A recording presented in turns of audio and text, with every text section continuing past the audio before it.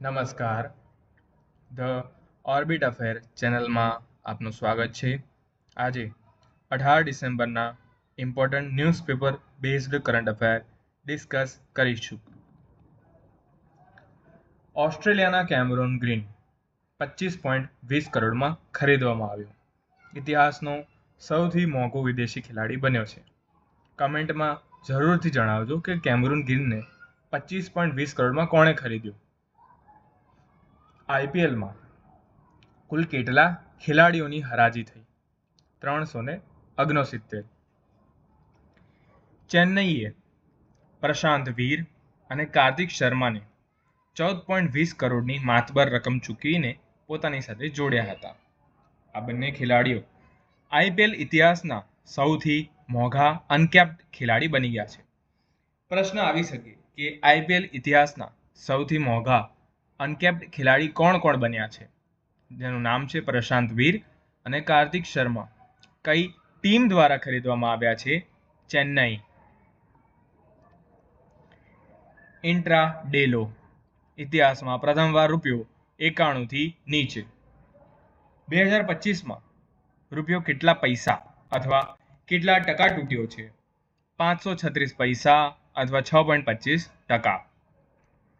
ઇન્ટ્રાડેમાં પાછલા બંધથી કેટલા પૈસા ઘટ્યા છે? ઇન્ટ્રાડેમાં 40 પૈસા, એટલે કે તળિયું આવ્યું હતું 91.14, જ્યારે પાછલા બંધથી 27 પૈસા ઘટીને છેલ્લે 91.1ની સપાટીએ બંધ રહ્યો હતો.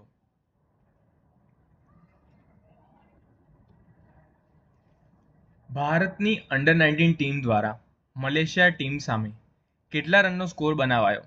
409. અભિજ્ઞાન કુંડની અણનમ બેવડી સદીના જોરે ટીમ ઇન્ડિયાનો જંગી વિજય. કુંડુએ 125 બોલમાં 17 બાઉન્ડ્રી અને 9 સિક્સરની મદદથી 209 રનની અણનમ ઇનિંગ રમી હતી. કોણે બેવડી સદી મારીને મલેશિયા સામે જીત મેળવી છે? અભિજ્ઞાન કુંડુ.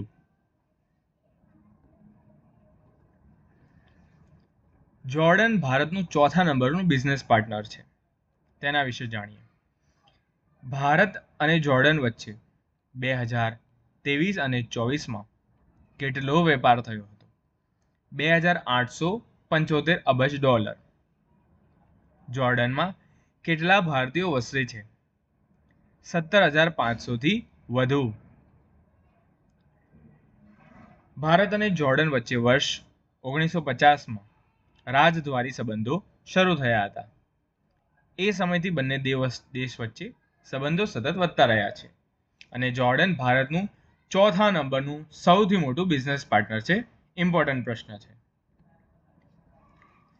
દિલ્હીમાં એક્યુઆઈ 378ને પહોંચ્યું અને વિશ્વનું સૌથી 3જા નંબરનું પ્રદૂષિત શહેર બન્યું છે દિલ્હી. તો પ્રશ્ન એ બને કે વિશ્વના સૌથી પ્રદૂષિત શહેરોમાં પહેલા ક્રમ પર કોણ છે અને બીજા ક્રમ પર કોણ છે? પહેલા ક્રમ પર છે સેરેજોવા, જે બોસ્નિયાનું શહેર છે, જે સૌથી પ્રદૂષિત શહેરની યાદીમાં પ્રથમ છે. જ્યારે બીજા ક્રમ પર હનોઈ છે, જે વિયેતનામમાં આવેલું છે, જ્યારે ત્રીજા ક્રમ પર દિલ્હી છે. Jordan prince Abdullah PM Narendra મોદીના સારથી બન્યા. જોર્ડનના ક્રાઉન પ્રિન્સ અલ હુસેન બિન અબ્દુલ્લા II સાથે ખાસ મુલાકાત કરી. ક્રાઉન પ્રિન્સ મોદીને જોર્ડન મ્યુઝિયમ સુધી પોતે કાર ચલાવીને લઈ ગયા હતા. ઇમ્પોર્ટન્ટ પ્રશ્ન. જોર્ડનના ક્રાઉન પ્રિન્સ અલ હુસેન બિન અબ્દુલ્લા II સાથે ખાસ મુલાકાત કરી હતી.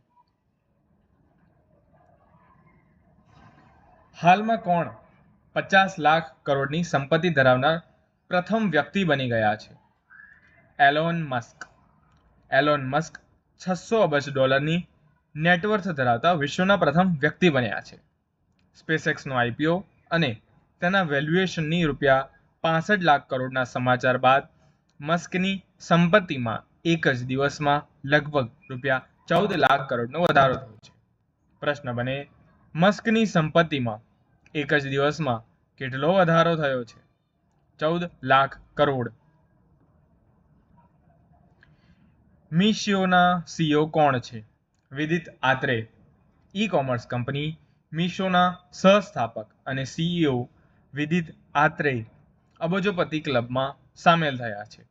34 વર્ષીય વિદિત 2025થી મીશોના સીઈઓ છે અને શેર બજારમાં લિસ્ટિંગ બાદ કંપનીના શેર 74% વધ્યા બાદ તેમની સંપત્તિ પણ વધી છે. મિયાના રેલવે સ્ટેશનને કયો પુરસ્કાર આપવામાં આવ્યો? રાષ્ટ્રીય ઉર્જા સંરક્ષણ. ગુના રેલવે સ્ટેશનને રાષ્ટ્રીય ઉર્જા સંરક્ષણ પુરસ્કાર મળ્યો. મધ્યપ્રદેશના ગુના જિલ્લામાં સ્થિત મિયાના રેલવે સ્ટેશનને રાષ્ટ્રીય ઉર્જા સંરક્ષણ પુરસ્કાર 2025 એનાયત કરવામાં આવ્યો. કારણ છે સ્ટેશને 9687 યુનિટ વીજળી બચાવી છે. મિયાના રેલવે સ્ટેશન ક્યાં આવેલું છે? મધ્યપ્રદેશના ગુનામાં. ભારત દ્વારા અંટાર્કટિકામાં તેમનું નવું સંશોધન સ્ટેશન બનાવાઈ રહ્યું છે. તેનું નામ શું છે? તેનું નામ છે મૈત્રી-2. મૈત્રી-2 તે અંટાર્કટિકામાં 4થા નંબરનું સંશોધન સ્ટેશન છે. ભારતના સંપૂર્ણપણે સ્વદેશી માઇક્રોપ્રોસેસરનું નામ શું છે? ધ્રુવ 64. ધ્રુવ 64 એ ભારતનું પ્રથમ સંપૂર્ણપણે સ્વદેશી માઇક્રોપ્રોસેસર છે. તે તાજેતરમાં ભારતમાં લોન્ચ કરવામાં આવ્યું હતું. તે માઇક્રોપ્રોસેસર ડેવલપમેન્ટ પ્રોગ્રામ હેઠળ CDAC દ્વારા વિકસાવવામાં આવ્યું છે. બીજી ઇમ્પોર્ટન્ટ બાબત છે જે તમે પોઝ કરીને જોઈ શકો છો, એટલું અગત્યનું નથી.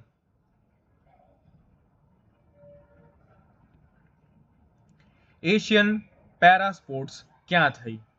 દુબઈમાં. હાલમાં પેરા સ્પોર્ટ્સ એસોસિએશન ઓફ ગુજરાતના માર્ગદર્શન હેઠળ આંતરરાષ્ટ્રીય કક્ષાની એશિયન યુથ પેરા ગેમ્સમાં ગુજરાતના 12 ખેલાડીઓ સહિત 14 સભ્યો દળે ભાગ લીધો હતો. પેરા સ્વિમિંગમાં કોણ ઝળક્યું છે? સુરતના દેવાંશી રાણા ગોલ્ડ, સિલ્વર અને બ્રોન્ઝ મેડલ જીત્યા છે, જ્યારે મનીષાબેન વસાવા એ ભાલા ફેંકમાં સિલ્વર મેડલ જીત્યા છે. મુંબઈના મ્યુઝિયમમાં ધબકતું થયું 5000 વર્ષ જૂનું ધોળાવીરા. મુંબઈના છત્રપતિ શિવાજી મહારાજ વાસ્તુ સંગ્રહાલયમાં networks of the past Bharat અને પ્રાચીન વિશ્વકક્ષાની એક અભ્યાસ ગેલેરી ખુલ્લી મુકાઈ છે, જેમાં હડપ્પન ગેલેરી મુકાઈ છે, જેનું ધોળાવીરાનું ભવ્ય 3D મોડેલ રજૂ કરવામાં આવ્યું છે. વિશ્વ વિરાસત સ્થળ ધોળાવીરાને આબેહૂબ રીતે રજૂ કરતું 10 ફૂટના ડાયામીટરનું આ મોડેલ મુલાકાતીઓને 5000 વર્ષ પાછળ લઈ જાય છે. વર્ષ 2024 માટે પ્રતિષ્ઠિત રાષ્ટ્રીય તાનસેન પુરસ્કારથી પ્રખ્યાત સંતૂર વાદક પંડિત તરુણ ભટ્ટાચાર્યને સન્માનિત કરવામાં આવશે. વર્ષ 2025 માટે ICTP પ્રાઇઝ ભારતીય વૈજ્ઞાનિકો તિતસ ચંદા અને સ્થિતિ રોયને ક્વોન્ટમ મેની બોડી સિસ્ટમ વિષયમાં તેમના અસાધારણ યોગદાન બદલ આપવામાં આવ્યું છે. ICTP price. વિજય દિવસ ક્યારે ઉજવવામાં આવે છે? 16 ડિસેમ્બર. Thank you. ધન્યવાદ. લાઈક અને સબસ્ક્રાઇબ જરૂર કરજો.